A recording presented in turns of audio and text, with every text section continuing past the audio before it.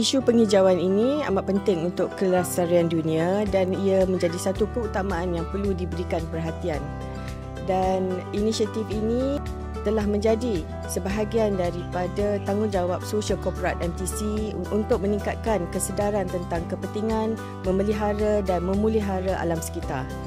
Dan atas dasar tanggungjawab itu, MTC berada di Sekolah Kebangsaan Taman Pelangi Semenyih untuk program penanaman pokok dengan kerjasama Jabatan Perhutanan Penajong Malaysia.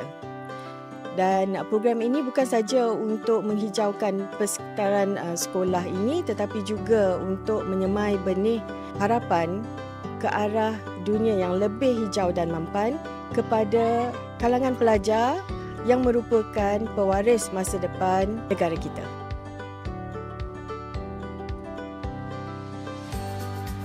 Selain daripada program penanaman pokok di sekolah ini, MTC juga ada memberi satu sumbangan yang istimewa iaitu 2 buah gazebo kayu di mana saya berdiri ini ataupun dipanggil wakaf yang strukturnya diperbuat daripada kayu tempatan atau lebih dikenali sebagai balau laut merah dan juga turut dikenali sebagai seraya hitam.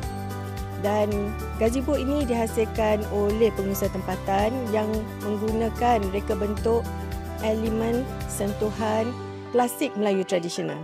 Dan diharapkan supaya gazebo ini dapat memberi manfaat kepada pada warga sekolah di samping untuk membangkitkan semangat, cintakan alam sekitar dan juga menghargai kayu sebagai bahan binaan yang mesra alam dan boleh diperbaharui.